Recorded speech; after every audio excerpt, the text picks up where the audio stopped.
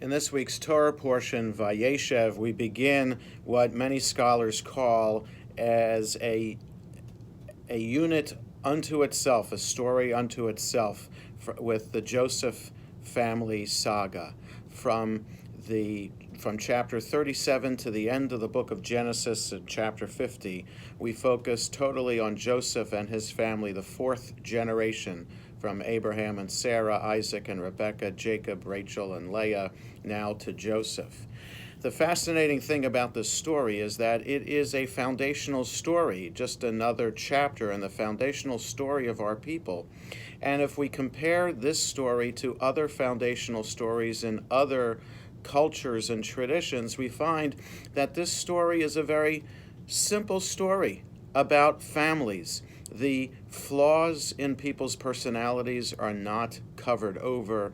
There are no superhuman powers that are conveyed and expressed by any of the characters in the story, which serves as a contrast to the story of Greek and Roman mythology. And so the fascinating aspect is that in our Torah, the lesson that we're supposed to learn is that we are no different than our ancestors. The only thing that we need to do, which is the profound spiritual thing, is to search for meaning in our life, to find God in our life, and to understand that when God is in our life, then our life can be that much better. That's what each of our patriarchs and matriarchs understand.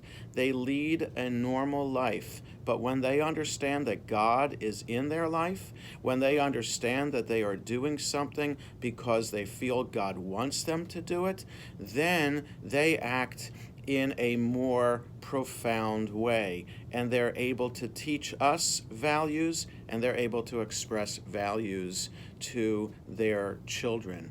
And the final point about comparing and contrasting our story to Greek and Roman mythology is that the rabbis who were from the Greek and Roman times, felt that their stories, the stories in the Torah, were lacking, that perhaps the people of Israel might feel, hey, well, how come we don't have the stories that the Greeks and Romans do?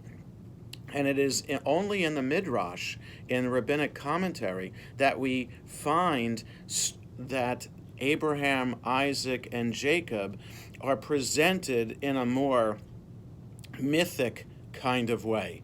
It is only the rabbis, in response to Greek and Roman culture, that they created these stories that were added to our tradition.